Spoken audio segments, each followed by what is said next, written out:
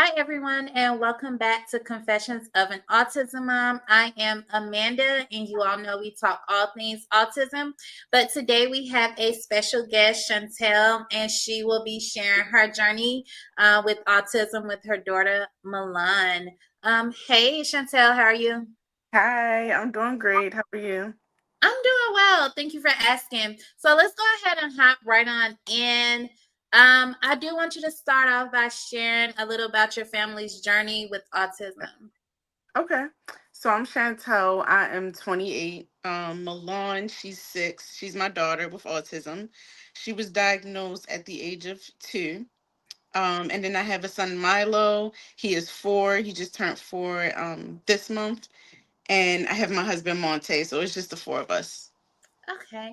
And what early signs did you see actually that made you get your daughter diagnosed for autism? The signs I wasn't seeing, but then understood after the diagnosis was like some of my family members would just like keep checking up on me, like, hey, how did the doctor's appointment go? What did they say? Did they say anything about her speech? Little things like that. But then as an overprotective mom and a first time mom, I was like, she's okay, she's learning as she go on her time. It took for my kid's godmother to sit me down to really tell me that I should get Milan checked for autism. And did your best friend tell you the signs that she saw, or it was just a speech delay, or what was it? The speech delay and then her lack of eye contact. Okay, so just those two things. Yeah. And once you got her diagnosed, how did you feel? I felt like I failed as a mom. I started blaming myself, like maybe I should have been more careful when I was pregnant. I should have watched what I ate, who I surrounded myself with. Um, but after going to therapy, I realized that I can't blame myself and beat myself up. So I started giving myself more grace so that I can show up for Milan. And that's the most important thing. We have to like show ourselves grace. And I hear all moms, like every mom I've spoken with, they always say like they wish like they were maybe in a better situation, or maybe they ate better throughout their Yes. pregnancy. But I don't really, I don't know, because it's Yeah. just a really like kind of sticky topic. Mm-hmm. It's like, did we do it or did we not do it? Or what, Right. so I get that. Mm-hmm. How do you feel now versus how you felt when you originally got the diagnosis?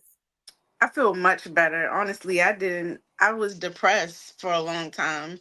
I didn't think I was going to be able to, jump out of that, but seeking some hope and getting therapy and just surrounding myself with positive people has really pushed me a lot, and joining the autism community as well. At first, before joining, I didn't feel like I had friends that could understand where I'm coming from and family members that don't understand where I'm coming from when I just want to vent about things. So I feel Yeah, much better. that's good. And how is your support system? Because I know you say you're more comfortable with the autism community and things Yeah. like that, but how is your overall support system? It could be better in my opinion, of course. But they do show up in the best way that they can. I'm just learning that I need to advocate more for her, and I'm hoping that if I lead the way, I'm hoping that my family will follow. Perfect. Alrighty. So you are married and then you have a son who's Mhm. atypical, correct? Yep. How does well, first I want to ask, how does it affect your marriage if it affects your marriage? Because I hear other couples say, oh, they don't really get date nights or they Yeah. can't do certain things because they don't want to leave their kid with anybody. So how is that like in your household? Well, the only time me and dad can have date nights is like when the kids are in school and daycare. Most of the time, sometimes we're very lucky and maybe grandma or cousins or someone will watch them that we trust, of Yeah. course. But most of the time we don't really get to date. We gotta figure out, throughout our life schedule how we're gonna be able to connect. But at sometimes it was very hard because we didn't have no one else to turn and say, hey, can we just have a break for ourselves Right. while the kids are driving us crazy? So we had to figure out our way of reconnecting and staying together. Oh, that's amazing. So, how is it balancing Milan's needs with the rest of the family needs? Because you're a woman, and we Yeah. all know that the mom, we have to take care of the entire household. So, Mhm. how do you balance that? Well, me and my husband do a really good job with communicating now of our needs. So if he's really not feeling 100%, he'll say, hey, I got 80 today, and I'll just put in that extra for him. And some days I'm telling him the same thing too, like, hey, I really don't feel like it today. He's like, okay. So as long as we keep doing that, it works out good with us. But therapies and um doctor's appointments and school, that's definitely a juggle. It's definitely a juggle. It's hard at times for us to both stay consistent with a job because of the kid schedule. Yeah, that's understandable. And so, with that being said, your son, he's older or younger? He's younger. He's younger. How, Yes. like, have you noticed, like, a step up with him with Milan being on the spectrum? Because I see where, like, sometimes the younger child is very overprotective of their older sibling that's Yeah. on the spectrum. So how is he with Milan? Yes, he is very protective over her, and he's very vocal. He'll tell you, like, even with himself, like, I don't like that, don't do that. So he'll do the same thing for his sister. He doesn't let nobody yell at her or mistreat her. And if they are with their cousin or whoever's watching them at the time, he'll come back and tell me everything. Like, my sissy pooped, and I felt like that person was like a little bit upset, and like he'll break it down to me on everything. Aww. So I yes. love that. And that makes me want to have another kid. And then at the same Yeah. time, I'm like, nah. But Yes. things like that makes me want to have another kid so my child can tell me like what's going on, Hmm. his big brother. So I completely get that. Milan is in school, correct? Yes, she's in the Uh, first grade. okay. And does she still do ABA therapy Yes, after school. after school? Okay. And Mhm. does she do like a full day or how does that go? She does 6 hours in ABA after school, so part time for right now. Okay. And she has an IEP, correct? Yes, she does. She Yeah. does. And for those of us who don't know what an IEP is, can you tell us what it is and explain it to us? Yes. So IEP is an sorry. um Individualized education plan. It's a legal document that outlines a specific education plan for the students with disabilities. So when I started with Milan IEP, I had to request it with the IEP chairman of the school.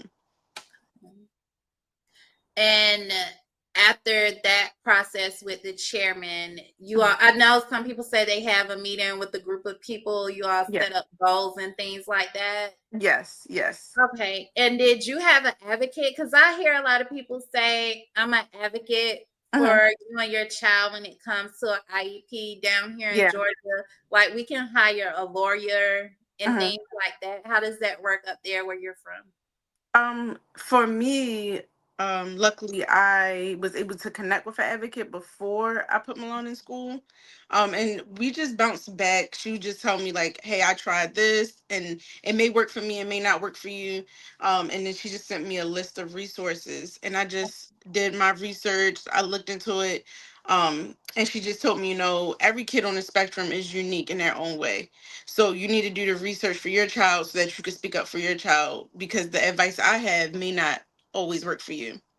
So then after putting a request in with the IEP chairman, then she asked me for my concerns and everything from Milan's IEP, and then we just take it from there, doing the behavioral assessments, educational assessments, seeing if she needs speech therapy, OT, feeding therapy, physical therapy, all those services that may be available at that school. It's just all about doing the research to see what the school can provide for your child. And the school offers all of those programs, like if they need it.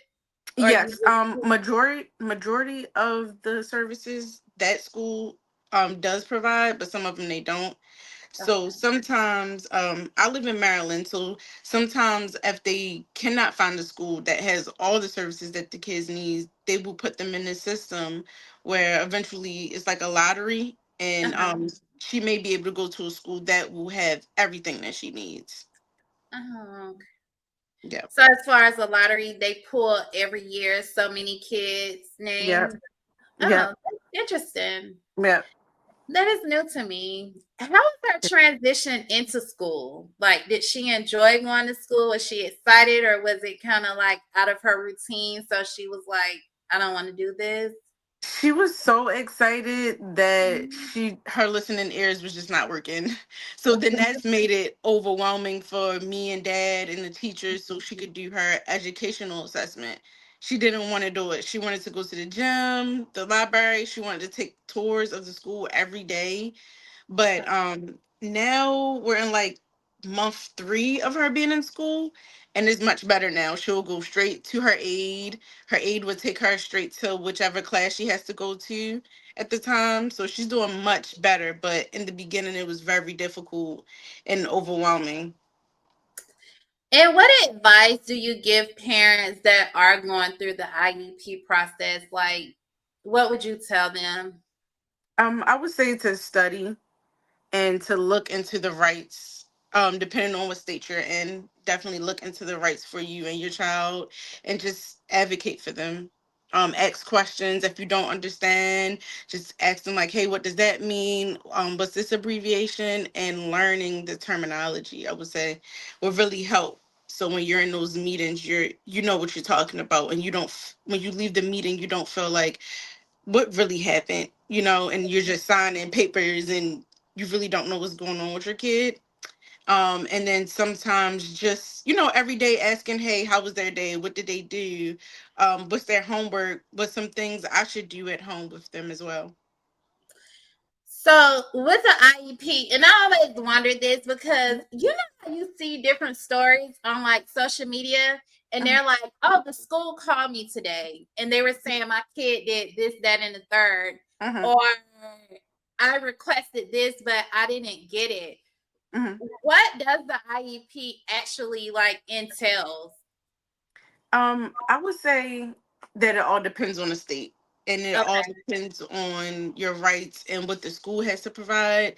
So, just, reiterating about studying and knowing everything that's going on for that school, that area, I would say will really help you a lot. Being knowledgeable will really help you a lot. Yeah, because I feel like if I put in the IEP that my child has behavioral issues, why Uh-huh. are you calling me? That's how Yeah. I don't know about it, but I know I'm hitting the stage where I have to get an IEP. Uh-huh. But when I see parents tell their story, I'm like, well, don't they have an IEP? And Yeah. I'm like, is that not listed in it? Mhm. I think it all depends on the people that you connect with. Some Okay. people really do want to see your child thrive and grow and, you know, all the good things. And some people may just do the bare minimum. It just all depends on, I guess, the staffing and everything. But luckily, I have run across really great people so far when it comes to the professionals. So just That's being a able to blessing. advocate will take you a long way. It is annoying at times to have to keep repeating yourself, but eventually they will understand like, okay, this parent is very active. They are very confident in what they need for their child, and eventually they will jump on board if they want to. Okay. So, in the autism community, there, not even in the community, just in the world in general, Hmm. there's so many like myths about autism and just Yeah. things that are said that are completely untrue. What is the misconception of autism that you would like to see be dispelled? I would say they'll grow out of autism. Like they'll grow out of it is one of the most annoying things that I would hear. Um, Yeah, that's the one thing that bothers me the most. Yeah, I had somebody tell me that they were like, "Oh, he's gonna grow out of it," and I was Mhm. like, "Grow out of what?" Yeah, like There's Yeah. no cure. Like the only thing we can do is make him comfortable in the world that we're Mhm. in. So it's kind of like that's not gonna happen. But I do hate to hear that. Yeah. That's like the worst thing somebody can say. Is very insulting.